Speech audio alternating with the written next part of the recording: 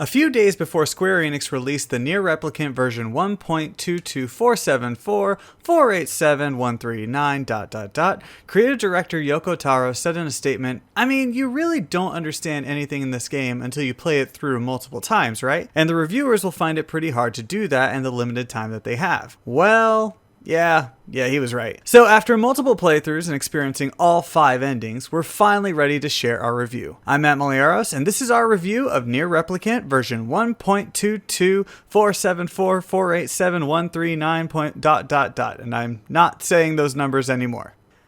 Now before we get into the review, the footage you're seeing was taken from a PlayStation 5 and is from parts of Act 1 and Act 2 of Ending A. We also tried to avoid any spoilers.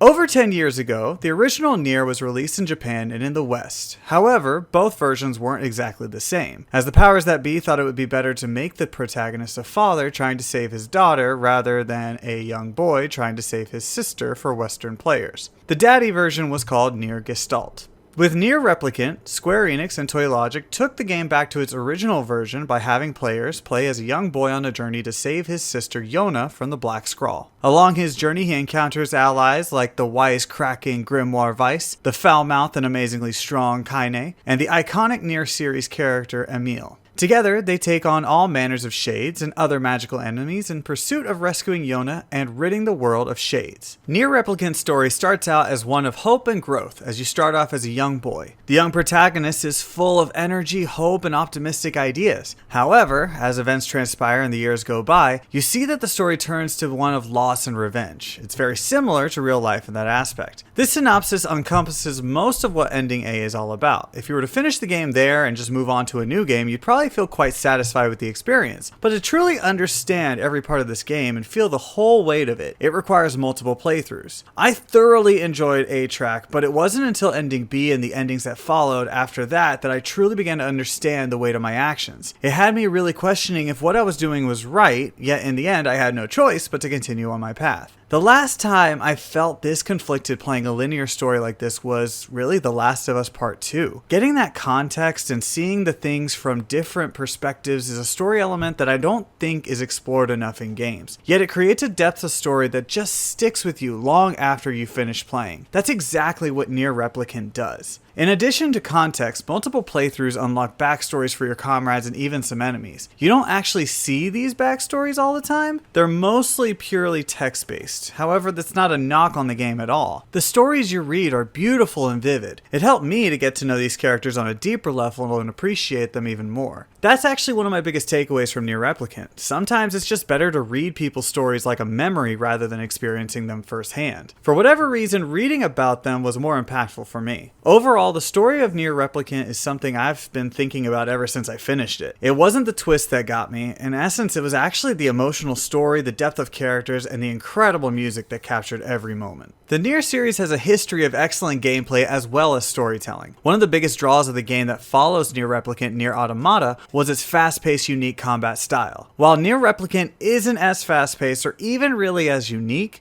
the combat mechanics are still impactful and fun. NieR Replicant has 3 different weapon types: one-handed swords, two-handed weapons, and spears. In addition to these, there are several unique spells that Grimoire Weiss employs, like Dark Blast, Lance, Hand, Spiral, and more. Each weapon type and spell can be switched mid-combat, but it's not as seamless as it was in NieR Automata. Instead, it takes you to a full-on menu screen, which took me out of the game in high-pressure moments. That said, the unique weapon types and spells lend themselves to creating unique combat experiences. Now, the combat itself is very easy to learn, but it does take some time to master. It's easy to come in a NieR Replicant and just hack and slash your way to the end, but there are even more powerful moves hidden behind patience and finesse. So you have the freedom to go into battle head first, but you also have the capability to counter and spellcast your way through every encounter. One of the other highlights of NieR Replicant is how it pays homage to different elements from various iconic games throughout history. There are elements like lock screens in Resident Evil, overhead camera angles like in Metal Gear Solid, bullet hell firefights, and throwbacks to Drakengard.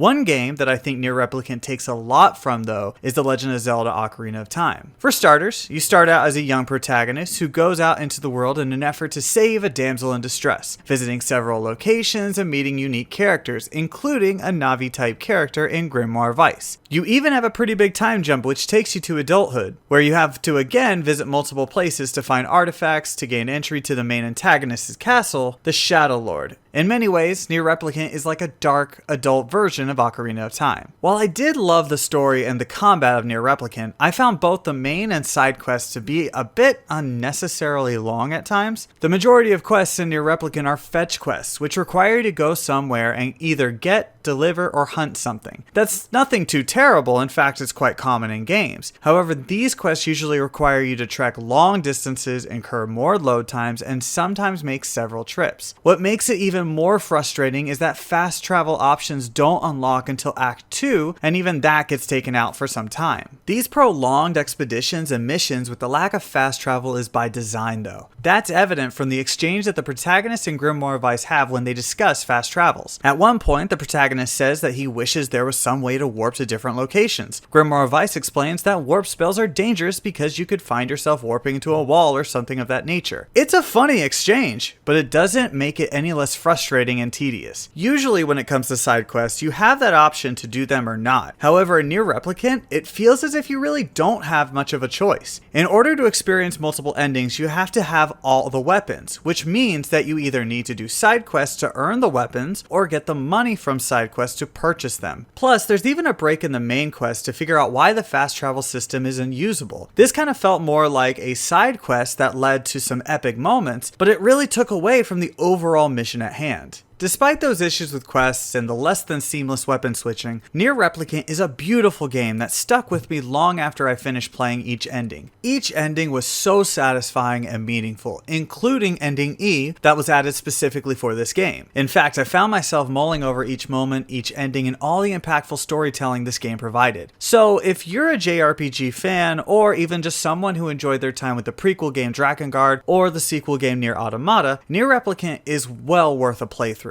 The visuals are stunning, the gameplay is so much fun, and the storytelling is extraordinary. It's well worth the long treks and cross-country running to experience a masterclass in storytelling like this. So, thank you so much for watching. Let us know what your thoughts are on NieR Replicant in the comments below, and like, share, and subscribe. Also, don't forget to hit that bell on the side to find out when new videos are posted. Stay tuned for more videos and reviews.